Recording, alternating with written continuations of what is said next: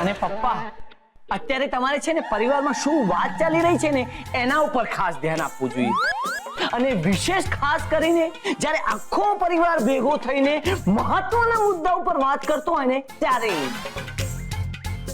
તારા શબ્દો ડાયરેક્ટ અહીંયા વાગ્યા. પપ્પા હમણાં તમે જે રીતે કર્યું ને ઓહો એ પેલી સી ગ્રેડની હિન્દી હોરર ફિલ્મમાં કાણીઓ અને નિહામણો વોચમેન હોય છે ને જેને જોઈને હિરોઈન કરતી હોય એવી રીતે તમે કર્યું. પણ હું છે ને તમને હિન્દી હોરર ફિલ્મમાં ટ્રાય કરવાની સલાહ નહીં આપું. કેમ બેટા એમાં વાંધો શું છે? કહું તમને એના છે ને મુખ્ય 3 કારણો. પહેલું કારણ એમાં જ હિન્દી હોરર ફિલ્મની ભલાઈ છે કે તમે કામ ન કરો. બીજું કારણ એમાં જ તમારી પણ ભલાઈ છે. ત્રીજું અને મહત્વનું કારણ અહીંયા આપણે બધા એક ખાસ અગત્યના મુદ્દા ઉપર ચર્ચા કરી રહ્યા છીએ. તો રે ને મુદ્દા પર રે ને. આ વાત તમે મને કહી કે પોતાની જાતને? ઠીક છે હવે હું કઈ જ નહીં બોલું બસ. લો હવે જો તમે કઈ બોલવાના જ ન હો તો અહીંયા છો એનો અર્થ શું? હા તો હવે હું શું કરું? તમને શું લાગે છે? એક મિનિટ ક્યારના શું ભળતી સળતી બાબતો પર ડબડબ કરો છો? એક મિનિટ શાંતિ રાખો ને. હા પાર્થ બેટા તું બોલ હવે આપણે શું કરવું જોઈએ? હા શું તમે વચ્ચે નહીં બોલતા. હા હવે હું કહું ને એ પ્રમાણે કરીએ. જો મને એવું લાગે છે કે દિશાને જો આ ફોનના વળગણમાંથી બહાર લાવવી હોય તો દિશાને એની મનગમતી પ્રવૃત્તિમાં એને પરોવવી પડશે. એટલે કે જો દિશા એની મનગમતી પ્રવૃત્તિમાં પરોવાઈ જશે તો કદાચ એ આ ફોનના વળગણમાંથી બહાર આવી શકે છે. અને દિશાને મનગમતી પ્રવૃત્તિઓ ઘણી બધી છે એમાંથી આપણે એક પછી એક ટ્રાય કરીએ. તો પહેલા આપણે શું ટ્રાય કરવું જોઈએ? આપણે અમીનજીની મદદ લઈએ. કોણ અમિતજી? અરે હાઈ વાળા અમીનજી. અરે ઓ વાળા નહીં હાઈ વાળા. કેવા? હાઈ. હા હાઈ.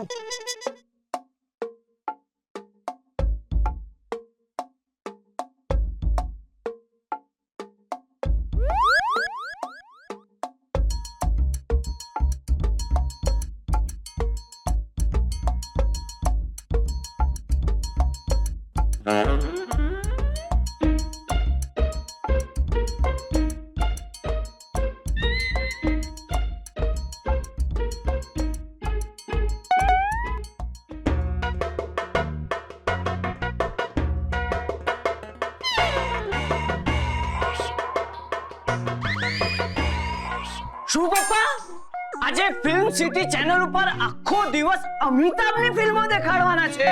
શું વાત કરે છે? અરે અમિતાભ તો આપણી દિશાનો ફેવરિટ એક્ટર છે. તો હું અમિતજીની મિમિક્રી કરું છું. અરે નાના દિશાની સામે અમિતજીની મિમિક્રી તો બિલકુલ ન કરાય. કેમ? શું કેમ? આપણી દિશા પોતે જ અમિતજીની મિમિક્રી એટલી સરસ કરે છે ને કે એની સામે અમિતજીની મિમિક્રી કઈ રીતે થાય? ના પપ્પાજી પાર્થ પણ અમિતજીની મિમિક્રી બહુ સારી રીતે કરે છે. ના હું નથી માનતો. ચેલેન્જ. હા ચેલેન્જ તો પછી કરી નાખીશ. આ થાય તે કરી લે. ચાલ અંદરથી નીકળે છે મિમિક્રી. ચાલ કાઢ ઓકે. આજકાલ તમે બહુ ખુશ હશો ને? ગુજરાતીમાં કેમ અમિતાભજી આવી ગયા? એક મિનિટ. बात खुश पुश नहीं कर. अमिताभ केस तो नहीं. खुश तो बहुत होंगे तुम आज कि सरदार खुश होगा, शाबाशी देगा. धिक्कार है धिक्कार. ये पार्थ अब बच्चे गब्बर सिंह ना डायलॉग શું કામ બોલે છે? સારું બેટા. થોડા વર્ષો પહેલા છે ને રામ ગોપાલ વર્મા એક ફિલ્મ બનાવી હતી, રામ ગોપાલ વર્મા કી આગ. એમાં અમિતાભે ગબ્બરનો રોલ કર્યો હતો. એ જોઈને આ કન્ફ્યુઝ થઈ ગયો લાગે છે. બેટા અમિતાભની એક્ટિંગ કરવી ને એ તારું કામ નહીં બેટા. પહેલા જ કહ્યું તું મેં તને. એક મિનિટ. હું પહેલા કન્ફ્યુઝ હતો પણ હવે ક્લિયર થઈ ગયો છું. શું ક્લિયર છે? હા કે તું હવે અમિતજીની મિમિક્રી નહીં કરી શકે એમ જ ને? અરે ના મમ્મી, હવે હું એ વાતે ક્લિયર છું કે અમિતજીના કયા સીન ઉપર હું મિમિક્રી કરું. પપ્પા પેલો અગ્નિપથ નો પોલીસ સ્ટેશન વાળો સીન છે ને, હે ને, એના પર હું મિમિક્રી કરું છું. ધ્યાન આપજો, હું અમિતાભજીની મિમિક્રી કરું છું. काय को सुधरेगा? हाय, ये दुनिया बिगड़ी हुई है पाइकंडे साहब. हाय, इस दुनिया में जिंदा रहने के लिए बिगड़ा हुआ होना खूब जरूरी है, वरना जो सुधर गया वो ऊपर ऊपर गया ऊपर. मालूम मालूम मालूम. મારું મારું મારું તને દિશા જોયું તે આટલી ખરાબ એક્ટિંગ ક્યારે તે કોઈની જોઈ છે? પાર્થ બેટા, તું તો નંબર 1 છે. જોયું જોયું. ખરાબ એક્ટિંગ માં. જોયું? હા, મેં જોયું. હા, બાય ધ વે છે ને, હું આના કરતા બેટર કરી શકું. એટલે મને તમે ઊંઘમાંથી પણ ઉઠાડો ને તો પણ હું અમિતાભની એક્ટિંગ આના કરતા બેટર કરી શકું છું. હવે જાઓ જાઓ જાઓ, ખોટી ખોટી બડાઈઓ નહીં મારો ને. જોવું છે તારે? જો અમર Akbar Anthony, mirror C.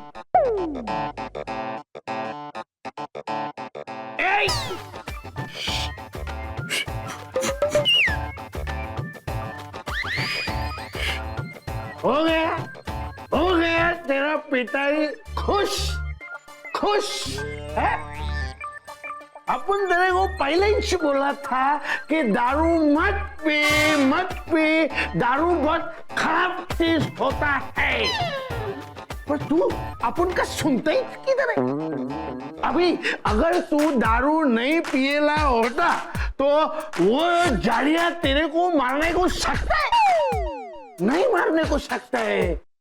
Anthony भाई एक साथ 10-10 लोगों को मारने को सकता है. ઓ એન્થોની ભાઈ, દારૂના નશામાં નહીં પણ ઠંડી ચા પીને ઠંડા ઠંડા ડાયલોગ બોલતા ને એવું લાગે છે. પાર્થ, મારી એક્ટિંગ જોઈને છે ને તું મારી ઈર્ષ્યા કરી રહ્યો છે. પપ્પા પહેલા એક્ટિંગ તો કરો, પછી હું ઈર્ષ્યા કરું ને. પાર્થ, હવે તું મારું ઇન્સલ્ટ કરી રહ્યો છે. પપ્પા, હું ખૂનનો દરિયો જોઈ શકું છું પણ ખરાબ એક્ટિંગ નહીં. અને તું એક્ટિંગ નું મર્ડર કરી રહ્યો છે. જો દિશા, જો આ બંને નબળા એક્ટરો એક્ટિંગના મુદ્દા પર ઝઘડી રહ્યા છે. બેટા ચલ, તું જરા પરફેક્ટ એક્ટિંગ કરીને બતાવ તો કે એક્ટિંગ કોને કહેવાય. ચલ. રિશ્તામાં તો હું તારો બાપ લાગુ છું, પણ એક્ટિંગ નો શહેનશાહ છું. અરે જાઓ જાઓ જાઓ, તમે તો ગામની રામલીલામાં પણ કામ ન કરી શકો. જા હવે. મારા કોલેજના જમાનામાં હું ડ્રામાનો નંબર 1 એક્ટર હતો. ઓહો, તમે કોલેજમાં નંબર 1 એક્ટર હતા? તો બાકીના બધા કેવા હશે? આ પોસિબલ જ નથી. It is impossible. આ શક્ય જ નથી. હે શક્ય નહીં, ये मुमकिन ही नहीं है.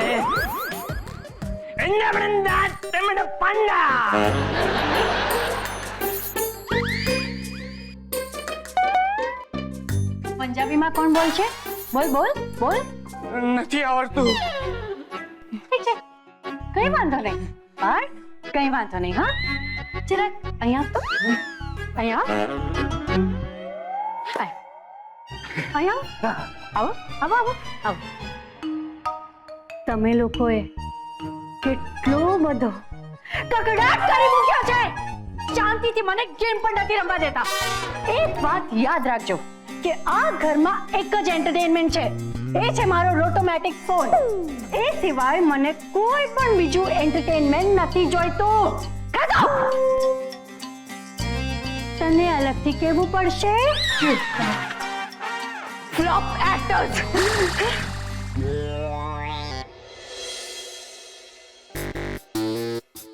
પાર્થ બેટા, મારા માથે નહીં ઉભારો, શાંતિ રાખો થોડી. હું વિચારું છું ને. શું વિચારું છું? શું વિચારું છું? શું કેટલું વિચારીશ હવે? અરે આ દિશાના ફોનનું વળગણ દૂર કરવા માટે આપણા કરેલા બધા જ પ્રયત્નો નિષ્ફળ ગયા છે. હાય બધું જ કરી જોયું આપણે, પણ બધી મિમિક્રી ફેલ. હવે પહેલા તો છે ને મારા માથા ઉપર નહીં ઉભારો, દૂર ઉભારો. દૂર એટલે ત્યાં ઉભારો, ત્યાં. આ બરાબર છે? બરાબર છે. મને શું લાગે છે કે દિશાનું આમ જ લાંબુ ચાલ્યું ને તો ક્યાંક આપણે દિશાને જાપાન મોકલવી પડશે. કેમ જાપાન? હા બેટા, ટેકનોલોજીની બાબતમાં છે ને જાપાન દુનિયામાં સૌથી આગળ છે ને.